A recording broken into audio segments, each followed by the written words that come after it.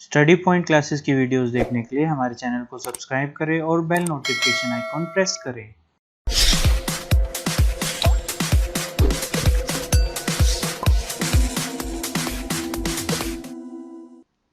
नमस्कार दोस्तों, स्वागत है आपका स्टडी पॉइंट क्लासेस की एक और वीडियो में। और इस वीडियो में आज हम डिस्कस करेंगे वेब 2.0 बेस्ड लाइब्रेरी सर्विसेज के थ्योरी की वीडियो का पार्ट 2। अगर आप पहली बार हमारी ये वीडियो देख रहे हैं तो मैं आपको बोलूँगा आप इसका पहले पार्ट 1 देख लीजिए। पार्ट 1 देखने के लिए इस डिस्क्रिप्शन में उसका लिंक दे रखा है, उसके बाद ही पार्ट 2 पर आइए।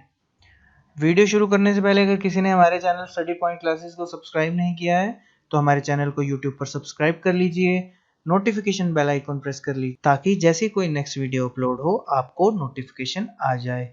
आप हमें टेलीग्राम पे भी फॉलो कर सकते हैं। इस वीडियो की पीडीएफ भी आपको हमारे टेलीग्राम चैनल पे मिलेगी। तो आज का टॉपिक हमारा क्या होगा, लाइब्रेरी 2.0 क्या होता है और इसकी एप्लीकेशंस क्या होती हैं। मैं फिर से बताता हूं, अगर आप पहली बार हमारी ये वीडियो देख रहे हैं तो इससे पहले प्लीज हमारा पार्ट 1 देख लीजिए। ये इस वीडियो का पार्ट 2 है। तो शुरू करते हैं। सबसे पहले देखो, हमने पिछली वीडियो में क्या डिस्कस किया था। हमने डिस्कस किया था वेब 1.0, वेब 2.0 और वेब 3.0। हमने कंप्लीट वो उस वीडियो में डिस्कस किया था। और इस वीडियो में आज हम डिस्कस कर रहे हैं लाइब्रेरी 2.0।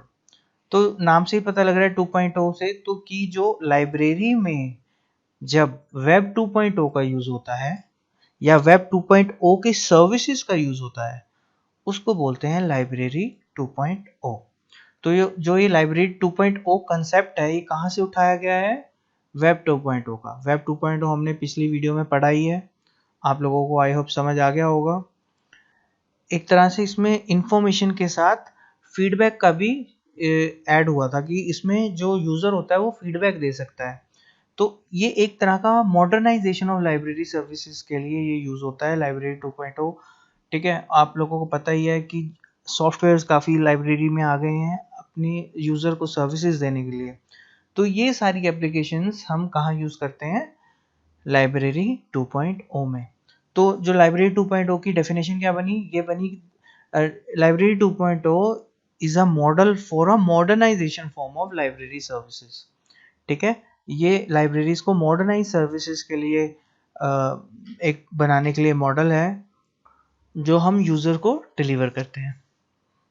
ठीक है, अब जो ये बहुत इंपॉर्टेंट है, ये बहुत ही इंपॉर्टेंट, इसको नोट कर लो, पेपर में 100% पेपर में क्वेश्चन आएगा। जो लाइब्रेरी 2.0 है, ये किसने जो ये कंसेप्ट शुरू किया या ये वर्ड किसने कॉइन किया, ये किया था मिशेल सीजे ने। ठीक है, मिशेल सीजे ने 2006 में, इनका एक ब्लॉग है लाइब्रेरी क्रंच। ठीक है, उसमें इन्होंने सबसे पहले लाइब्रेरी 2.0 के बारे में लिखा था और वहां से जो ये टर्म लाइब्रेरी 2.0 था ये दुनिया के सामने आया। ठीक है, तो ये बहुत इंपॉर्टेंट क्वेश्चन है, पेपर में बहुत बार क्वेश्चन रिपीट होता है, नेट के लिए भी बहुत इंपॉर्टेंट है, मैच द फॉलोइंग में आता है नेट में भी। 2.0 किसने कॉइन किया था, तो ये याद करो किसने किया था, मिशेल सीजे ने। बहुत ही इंपॉर्टेंट है। ठीक है, इन्होंने क्या करा था, refer to the number of जो भी सोशल और टेक्नोलॉजिकल चेंजेस आई थी हमारी लाइब्रेरीज में, और हमारे जो स्टाफ को, लाइब्रेरी स्टाफ को हमारे क्लाइंट के साथ कैसे इंटरेक्ट करना चाहिए, ये सारी चीज़ें इन्होंने अपने इस ब्लॉग में लिखी थी। तो ये याद कर लो, जो लाइब्रेरी 2.0 कंसेप्ट कहाँ किन्होंने दिया था, माइकल सीजे ने दिया था। और इन्होंने कहाँ से ये टर्म बोरो करी थी, ये करी थी वेब 2.0 से बोरो करी थी। ठीक है, अब इसके आगे क्या है, application of concept in technology. जो भी एप्लीकेशंस हमारी वेब 2.0 में यूज होती थी, वो सारी जो सर्विसेज हैं हम अपनी लाइब्रेरी में अप्लाई करते हैं और उस लाइब्रेरी को क्या बोला जाता है, लाइब्रेरी 2.0। ठीक है, जो कि आज के, और लाइब्रेरी 2.0 भी बहुत जरूरी है ताकि जो हमारे आज के लाइब्रेरी यूजर्स हैं, क्योंकि हमारे आज के लाइब्रेरी यूजर ज़्यादा डिजिटली पढ़ना पसंद करते हैं, लाइब्रेरी से आने से ज़्यादा वो मैसेजिंग या ऑनलाइन क्वेरी में ज़्यादा विश्वास करते हैं। तो ऐसे सॉफ्टवेयर, ऐसे कम्युनिकेशन वेज हमारे पास होने चाहिए ताकि हमारी लाइब्रेरीज से ज़्यादा आज के यूजर्स भी जुड़ सकें। तो मेनली इसी वजह से लाइब्रेरी 2.0 का कंसेप्ट स्टार्ट हुआ। ठीक है, तो आई होप आप लोगों को एक ओवरव्यू मिल गया होगा कि लाइब्रेरी 2.0 आखिरकार होता क्या है, ये कहाँ से आया, किन्होंने ये टर्म ड्राइव किया। तो इसी देखो स्लाइड में से 3-4 क्वेश्चन बन गए हैं पेपर के लिए। सबसे पहले तो जो लाइब्रेरी 2.0 है कहाँ से कंसेप्ट आया, तो आपको पता होना चाहिए वेब 2.0 से कंसेप्ट आया है। ये मॉडर्नाइजेशन ऑफ लाइब्रेरी सर्विसेज के लिए यूज होता है। ठीक है, एक क्वेश्चन यहाँ से बनता है। एक क्वेश्चन ये बनता है कि जो लाइब्रेरी 2.0 है टर्म किसने कॉइन करी, तो ये करी है माइकल सीजे ने 2006 में। इनका ब्लॉग कौन सा था, वो लाइब्रेरी क्रंच। ये बहुत इंपॉर्टेंट है, ये भी क्वेश्चन पेपर में आता है। लाइब्रेरी क्रंच जो माइक, तो 3-4 क्वेश्चन देखो यहाँ से ऐसे बनते हैं लाइब्रेरी 2.0 में से, जो कि बहुत ही ईजी है, कोई ज़्यादा मुश्किल नहीं है। इसके बाद जो हमारी लाइब्रेरी 2.0 के करेक्टरिस्टिक्स क्या हैं। सबसे पहले जो जो लाइब्रेरी 2.0 कंसेप्ट है, ये एक यूज़र सेंटर्ड कंसेप्ट है, मतलब कि इसमें यूज़र की पार्टिसिपेशन ज़्यादा होती है। जो भी हमारी सर्विसेज होती हैं वो डायनामिक होनी चाहिए, मतलब कि चेंज होती रहनी चाहिए हमारी यूज़र के अकॉर्डिंग। ठीक है, और यूज़र का भी उतना ही रोल होना चाहिए हमारे लाइक कैटलॉग बनाने में। ठीक है, स्टाफ के साथ साथ यूज़र की भी इन्वॉल्वमेंट होनी चाहिए। तो जो एक लाइब्रेरी 2.0 की पहली करेक्टरिस्टिक क्या बनी, ये यूज़र सेंट्रिक है। ये करेक्टरिस्टिक जो 4 करेक्टरिस्टिक है ये भी याद कर लो, ये भी पेपर में क्वेश्चन आता है। ठीक है, दूसरा क्या होता है, ये मल्टीमीडिया एक्सपीरियंस प्रोवाइड करती है। मल्टीमीडिया जैसे एक कन्वेंशनल हम लाइब्रेरीज को जैसे यूज़ करते थे, बुक पढ़ना, उसको लेना लाइब्रेरी से, उसको इशू करवाना, रिटर्न करना, उसकी बजाय अब मल्टीमीडिया एक्सपीरियंस प्रोवाइड कर रहा है library. For example video lectures, अगर कोई सब्सक्राइब करता है किसी लाइब्रेरी को तो वो ऑडियो फाइल्स भी एक्सेस कर सकता है, वीडियो फाइल्स एक्सेस कर सकता है, वीडियो ऑन डिमांड कर सकता है। ठीक है, तो ये सारी मल्टीमीडिया एक्सपीरियंस भी प्रोवाइड करे जा रहे हैं। या किसी मान लीजिए ऑडिबल बुक्स हैं, वो प्रोवाइड कर रही है लाइब्रेरी। तो ये सारी मल्टीमीडिया एक्सपीरियंस प्रोवाइड कर रही है अपने यूजर्स को। तीसरी इसकी कैरेक्टरिस्टिक क्या है, ये सोशल रिच है। सोशल रिच मतलब, सोशल रिच कैसे होता है कि जो लाइब्रेरी है वो वेब पे प्रेजेंस है यूजर्स के लिए। ठीक है, ताकि यूजर मान लो जी कोई वो मैसेज करता है तो उसको उसी टाइम मतलब सोशली इकट्ठा जुड़ जाती है। काफी बंदों से, मतलब काफी सारे यूजर्स से इकट्ठे कम्युनिकेट कर सकते हैं लाइब्रेरी। तो इसलिए ये सोशली रिच है। दूसरा जो और सबसे आखिरी और सबसे इंपॉर्टेंट जो पॉइंट है वो है इट इज कॉम्युनली इनोवेटिव। मतलब कि देखो जो लाइब्रेरीज की सर्विसेज होती है वो कम्युनिटी सर्विस होती है। ठीक है, बट आजकल जो हमारी कम्युनिटी है वो चेंज हो रही है, जैसे जैसे टाइम के अकॉर्डिंग एडवांस हो रही है, तो हमारी लाइब्रेरी को भी वैसा एडवांस होना चाहिए। ठीक है, तो हमारी जो लाइब्रेरीज हैं, जो हम वो हमारे यूजर्स को अलाउ करे कि आए और हमारी लाइब्रेरीज को भी चेंज करें। जो हमारी मतलब सर्विसेज हैं वो भी हमारी चेंज हो यूजर्स के अकॉर्डिंग, ताकि जो न्यू वेज ऑफ कम्युनिकेशन बन सके हमारे लाइब्रेरी में और यूजर्स में। अब जरूरी नहीं है कि जब भी किसी मान लीजिए यूजर को कोई भी इंफॉर्मेशन चाहिए वो लाइब्रेरी ही आए। ठीक है, वो आज का लाइब्रेरी का कंसेप्ट यूज कर सकती है। ठीक है, वो मैसेज करके अपनी कोई रेफरेंस सर्विस या कोई क्वेरी है वो लाइब्रेरी उसको रेफरेंस सर्विस प्रोवाइड कर सकती है। तो ये सारी नई इनोवेशन जनरेट हुई है। ठीक है, कॉमनली। तो ये भी इसका चौथा और बहुत इंपॉर्टेंट टॉपिक पॉइंट बनता है करेक्टरिस्टिक का। ठीक है, तो ये इसकी लाइब्रेरी 2.0 की करेक्टरिस्टिक थी। इसके बाद जो बहुत जो मोस्ट इंपॉर्टेंट, जो बेसिकली अगर हम कहें हमारी वीडियो का मोस्ट इंपॉर्टेंट चीज़ है, जहाँ से मोस्टली पेपर में क्वेश्चन आता है, वो क्या करेक्टरिस्टिक्स या क्या फीचर्स या कह सकते हैं कि क्या टूल्स और टेक्निक लाइब्रेरी 2.0 में यूज होते हैं। ठीक है, जो हम एप्लीकेशंस यूज करते हैं। ठीक है, मतलब लाइब्रेरी 2.0 में ऐसा क्या होता है जो हमने वेब 2.0 से लिया है, जो हमारी लाइब्रेरी सर्विसेज प्रोवाइड करते हैं। तो ये जो सर्विसेज हैं ये अब हम थोड़ा सा डिस्कस करेंगे। ये और इम्पोर्टेंट वे में से पेपर में क्वेश्चन आता है। तो सबसे पहले जो सर्विस यूज करती है लाइब्रेरी जो वेब 2.0 से सर्विस लेके, जो हमारा टॉपिक भी है इस लेक्चर का, सबसे पहले क्या करती है, इंस्टेंट मैसेजिंग। देखो इंस्टेंट मैसेजिंग क्या होता है, जैसे आप व्हाट्सएप यूज करते हो, ये एक तरह सा सिंक्रोनस कम्युनिकेशन है। सिंक्रोनस कम्युनिकेशन मतलब क्या होता है, मतलब कि जो हमेशा ऑनलाइन रहे, एवरी टाइम। सिंक्रोनस का मतलब जुड़ा हुआ, या एवरी टाइम कम्युनिकेशन मतलब आप कोई भी इंस्टेंट मैसेज कर सकते हो, रियल टाइम वर्चुअली कम्युनिकेशन कर सकते हो, ठीक है, लाइब्रेरी को टेक्सचुअल फॉर्मेट में, ठीक है। और जो लाइब्रेरीज होती हैं वो अपने real time reference service provide करेगी अपने यूजर्स को या पैटर्न्स को। तो ये सर्विसेज बहुत यूज हो रही है लाइब्रेरीज में, जो इसमें क्या होता है, इंस्टेंट मैसेजिंग होती है।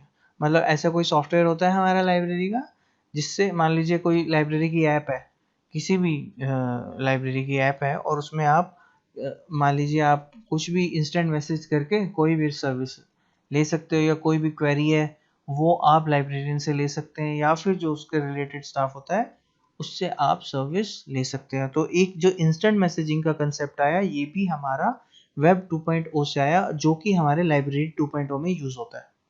ये भी इम्पोर्टेंट है। इसके बाद इंस्टेंट मैसेजिंग के बाद जो मोस्ट इम्पोर्टेंट जो कंटेंट डिलीवरी का काम करता है, देखो हाँ मैं एक चीज बताना भूल गया, जो इंस्टेंट मैसेजिंग है ये एक तरह का जो सिंक्रोनस कम्युनिकेशन, देखो कोई भी अगर लाइब्रेरी है उसमें जो कम्युनिकेशन होना चाहिए एसिंक्रोनस नहीं होना चाहिए, उसमें सिंक्रोनस कम्युनिकेशन होना चाहिए।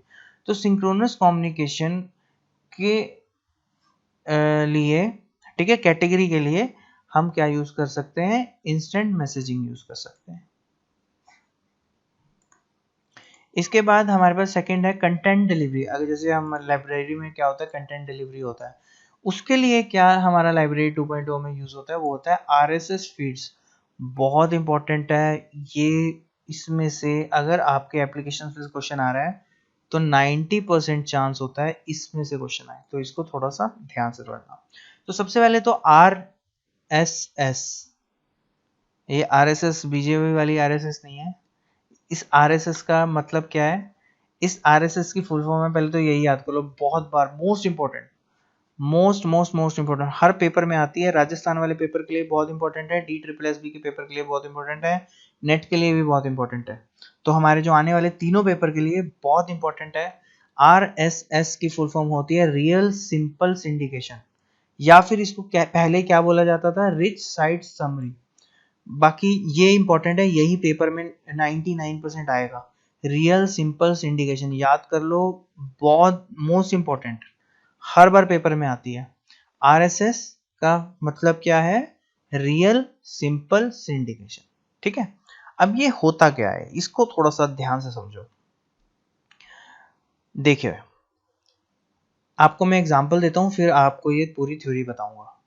देखो जैसे आपने मैं आपको हमेशा कहता हूँ, आपको अगर आप हमारे चैनल को सब्सक्राइब कर लो, जो स्टडी पॉइंट क्लासेस चैनल है हमारा यूट्यूब पे, उसको सब्सक्राइब कर लो और नोटिफिकेशन बेल आइकॉन प्रेस कर दो, ताकि हम जब भी कोई नई वीडियो डालें, ठीक है, आपको नोटिफिकेशन आ जाए।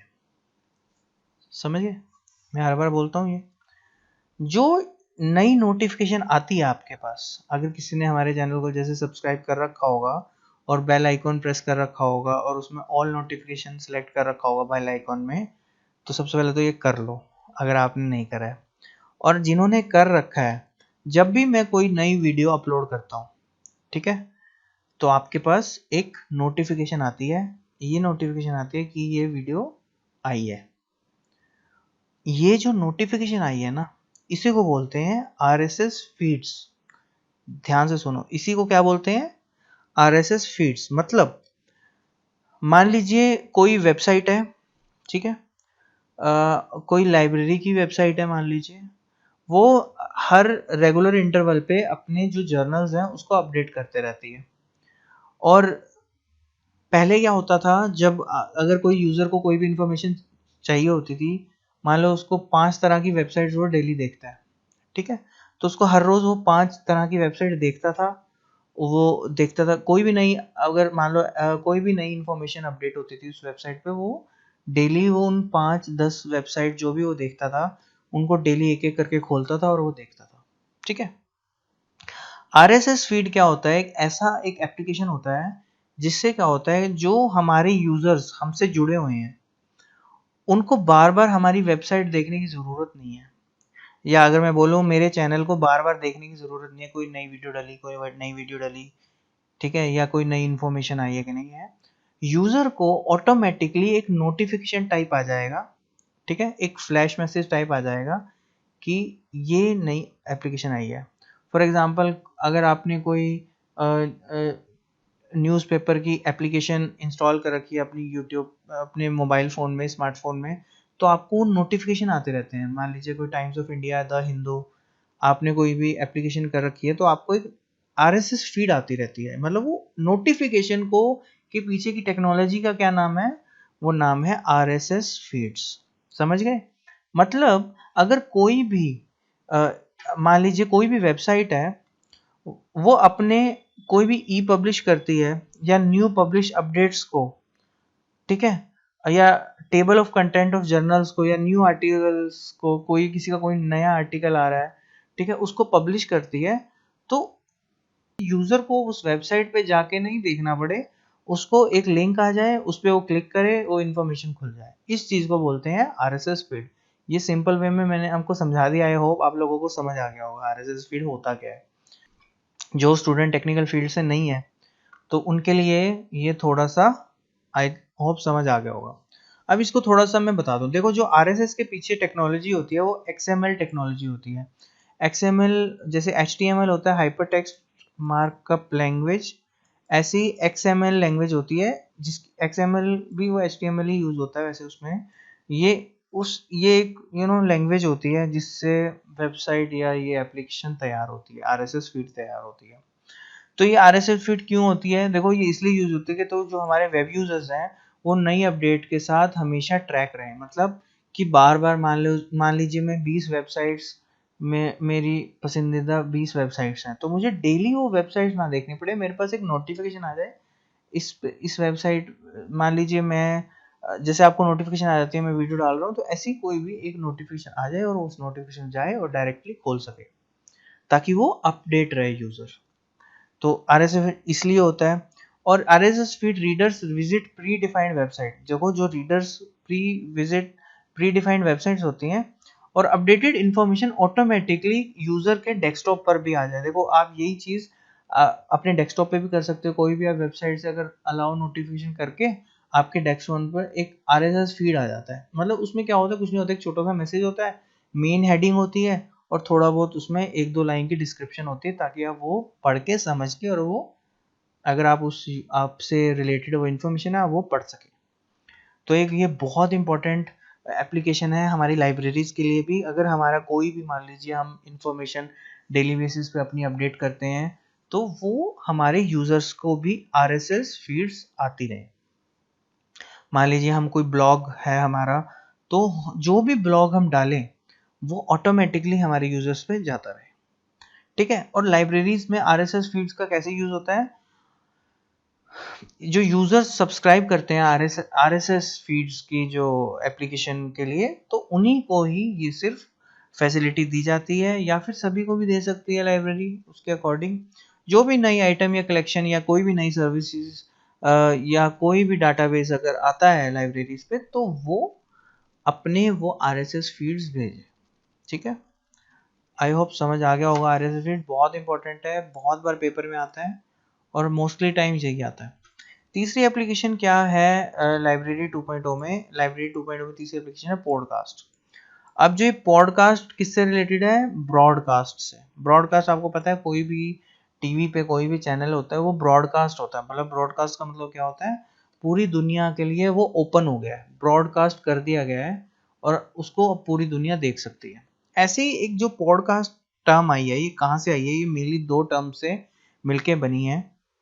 एक तो ब्रॉडकास्टिंग और एक आईपॉड से। आईपॉड आईफोन, जैसे आईफोन होता है, जैसे आईपैड होता है, आई मैकबुक होती है, ऐसे ही आईपॉड होता है। आईपॉड किसके लिए होता है? देख, अगर मोस्टली जानते ही होंगे सब, आईपॉड होता है एक तरह का म्यूजिक प्लेयर होता है, टाइनी सा म्यूजिक प्लेयर होता है, जिसमें MP3 प्लेयर टाइप होता है, जिसमें हम मतलब म्यूजिक डाल के और सुन सकते हैं, ठीक है। तो ये बेसिकली जो टर्म आई है, ये पॉडकास्ट इससे आई है, ठीक है। तो इस दोनों को मिलाकर पॉडकास्ट बना है। तो बेसिकली पॉडकास्ट किस लिए यूज होता है?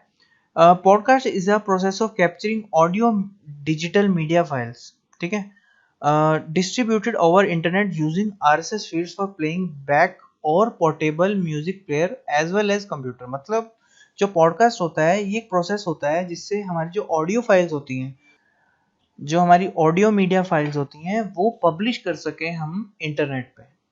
ठीक है, और जो ये इंफॉर्मेशन होती है हम ये RSS फीड के थ्रू भी भेज सकते हैं, जो पॉडकास्टिंग होती है।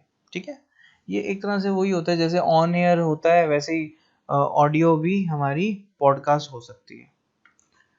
इसके बाद हमारे पास नेक्स्ट जो एप्लीकेशन आती है वो आती है वॉडकास्टिंग। वॉडकास्टिंग जैसे पॉडकास्ट हमारी ऑडियो फाइल्स के ब्रॉडकास्ट के लिए यूज होती है, ऐसी जो वॉडकास्टिंग होती है ये एक VOD होता है। VOD मतलब वॉडकास्टिंग मतलब वीडियो ऑन डिमांड। वॉडकास्टिंग मतलब वीडियो, इसमें उसमें पॉडकास्टिंग में क्या होता है हम ऑडियो फाइल डिलीवर करते हैं, और वॉडकास्टिंग में क्या होता है बेसिकली हम वीडियो फाइल डिलीवर करते हैं। और सेम ही होता है, लाइक जैसे पॉडकास्ट में कंटेंट होता है ऑडियो फाइल में होती है, ऐसी वॉडकास्ट में हमारी वीडियो फाइल में होती है, जिसको हम लैपटॉप या फिर अपने मोबाइल फोन में दोनों में देख सकते हैं। इसके बाद जो नेक्स्ट सर्विस है वो है शॉर्ट मैसेज सर्विस, जो लाइब्रेरीज यूज करती हैं। शॉर्ट मैसेज सर्विस क्या होता है, ये एक तरह की SMS सर्विस होती है। SMS की फुल फॉर्म ही शॉर्ट मैसेज सर्विस होती है, जो हम टेक्स्ट मैसेज होता है ये सर्विस भी लाइब्रेरीज यूज कर सकती हैं। लाइक एक स्मॉल टेक्स्ट होता है, अगर किसी यूजर को कोई भी रेफरेंस सर्विस चाहिए वो एक टेक्स्ट मैसेज कर सकता है लाइब्रेरीज को, और उसको टेक्स्ट मैसेज के फॉर्म में ही आंसर मिल सकता है।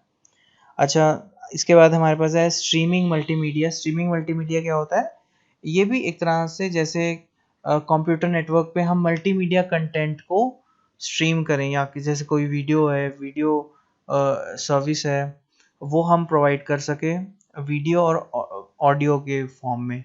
तो ये भी एक तरह की वेब 2.0 सर्विस हो गई। इसके बाद बहुत इंपॉर्टेंट है पब्लिशिंग टूल्स, जो हम वेब लाइब्रेरी 2.0 में यूज करते हैं।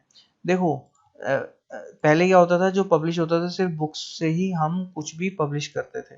ठीक है, बुक से, न्यूज़पेपर से, कुछ जर्नल में हम पब्लिश कर रहे हैं, तो ये 3-4 चीजें होती थी। बट डिजिटली अगर आपको पब्लिश करना होता है लाइब्रेरी 2.0 में, तो उसके लिए क्या एप्लीकेशन सबसे पहले आई, वो आई ब्लॉग्स। ठीक है, ये बहुत ही हिट रही है। ये जो लाइब्रेरी वेब 2.0 की बहुत ही इम्पोर्टेंट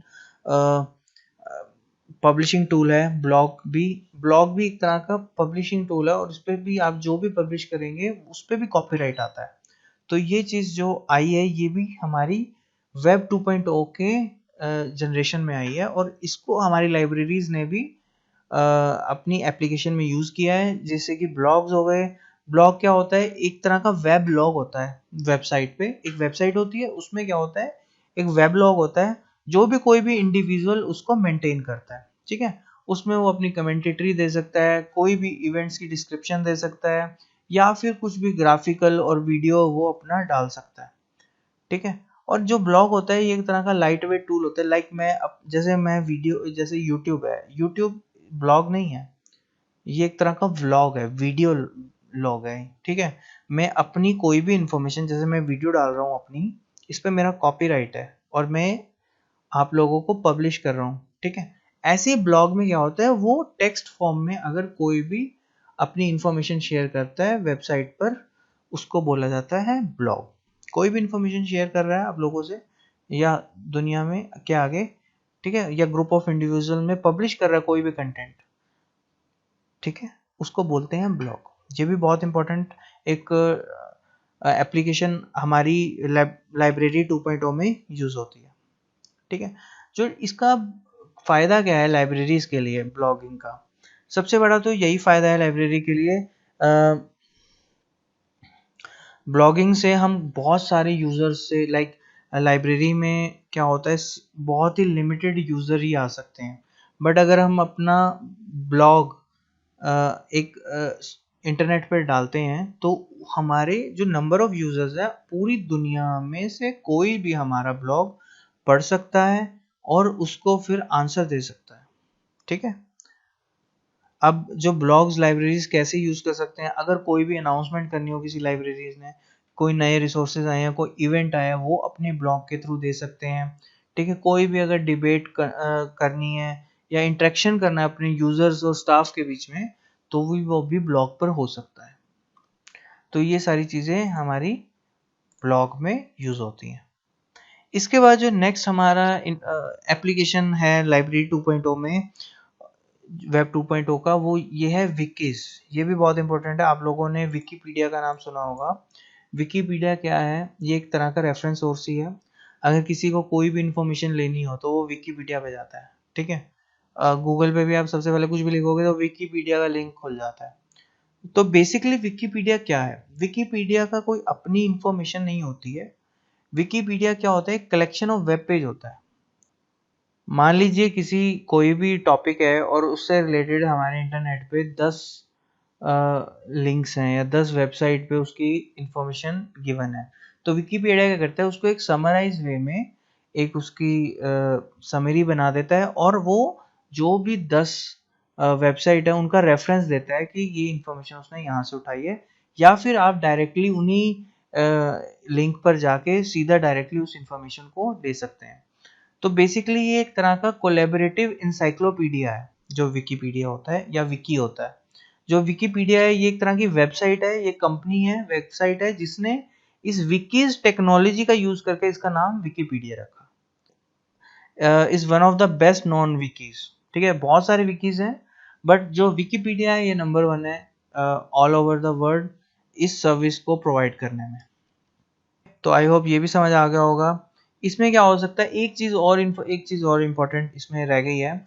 जो विकिपीडिया होता है इसमें क्या होता है, जो यूज़र है जो ब्लॉग को पढ़ रहा है वो भी एडिट या चेंज कर सकता है जो विकिपीडिया के पेज पर जाके।